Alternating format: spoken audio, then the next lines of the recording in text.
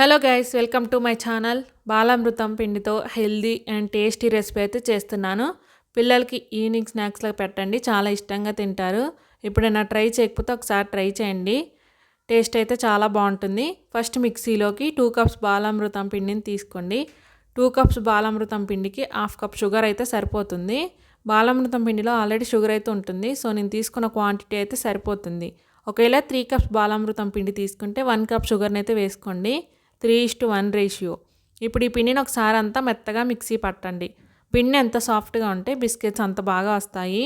ఇప్పుడు మిక్సింగ్ బౌల్లోకి మిక్సీ వేసిన పిండిని తీసుకొని అందులోనే 1/2 కప్ గోధుమ పిండిని, 2 స్పూన్స్ నెయ్యిని, 1/2 స్పూన్ వంట సోడాని వేసి అంతా ఒకసారి కలపండి. ఇప్పుడు కొద్ది కొద్దిగా పాలు పోసుకుంటూ చపాతీ పిండిలా కలుపుకోండి. పాలు ప్లేస్లో మీరు వాటర్ని కూడా యూస్ చేసుకోవచ్చు. ఇప్పుడు పిండిని కొద్ది కొద్దిగా తీసుకుంటూ మరీ పలుచగా కాకుండా కొంచెం మందంగా చపాతీలా చేసుకోండి. ఈ పిండిని మీకు నచ్చిన షేప్లో కట్ చేసుకోండి. నేనైతే చందమామ షేప్లో కట్ చేస్తున్నాను. చందమామ షేప్లో కట్ చేయాలనుకుంటే గ్లాస్ని కానీ వాటర్ బాటిల్ గ్యాప్ని కానీ యూజ్ చేయండి.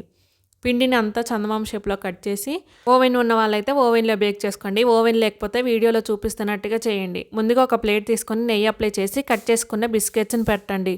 ఇప్పుడు ఒక మందపాటి గిన్నెను పెట్టుకొని అందులో నేనైతే సాల్ట్ వేసుకున్నాను. సాల్ట్ వేయటం వలన బిస్కెట్స్ అయితే కొంచెం సాల్టీగా ఉంటాయి. మీకు నార్మల్ బిస్కెట్స్ అలా కావాలనుకుంటే సాల్ట్ని స్కిప్ చేసేయండి. ఇప్పుడు దాంట్లో ఒక స్టాండ్ పెట్టుకొని, స్టాండ్ లేని వాళ్ళైతే వీడియోలో చూపిస్తున్నట్టుగా ఒక బాక్స్ని పెట్టుకొని రెడీ చేసి పెట్టుకున్న ప్లేట్ని పెట్టండి. ఇప్పుడు దీన్ని 15 to 20 మినిట్స్ బేక్ చేసుకోండి. 20 మినిట్స్ తర్వాత హెల్దీ అండ్ టేస్టీ బిస్కెట్స్ అయితే రెడీ అవుతాయి. బిస్కెట్స్ రెండు వైపులా కుక్ అవుతాయి. నా వీడియో నచ్చితే లైక్ చేయండి, షేర్ చేయండి, సబ్స్క్రైబ్ చేసుకోండి. బాయ్.